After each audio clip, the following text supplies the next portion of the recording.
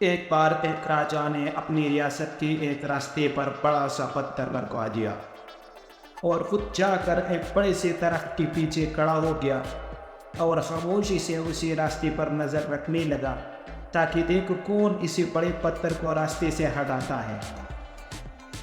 थोड़ी देर बाद उसी से रास्ते पर कुछ लोग आते हैं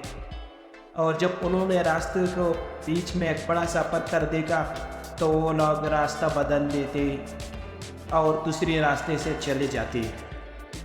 फिर थोड़ी देर बाद राजा के महल के काम करने वाले लोग आते हैं और वो भी इसी बड़े से पत्थर को देखते हैं तो बगैर उसे हटा हुआ से पलट कर चले जाते हैं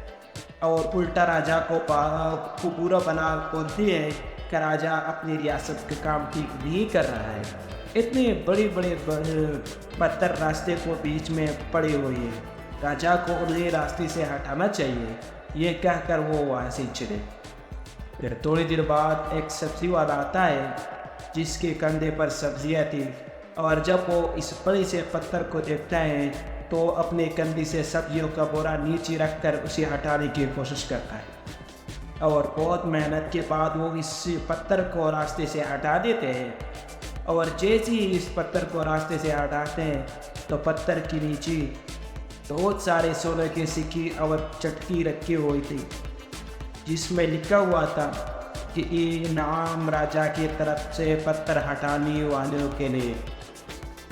और ये सब होते हैं दरख्त के पीछे से राजा ने खुद देख रहा था। राजा ने उस आदमी के पास जाता है और उस आदमी को राजा अपने बचपन के सबसे खास बंदा बना लेते हैं।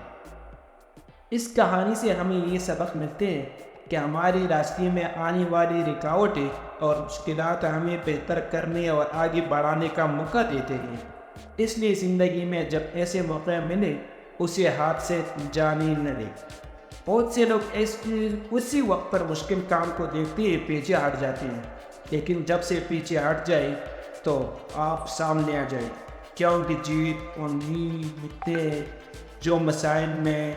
मौके ढूंढते हैं और जब मौके मिलते तो वही मौके आप की कल को बेहतर बना देते हैं।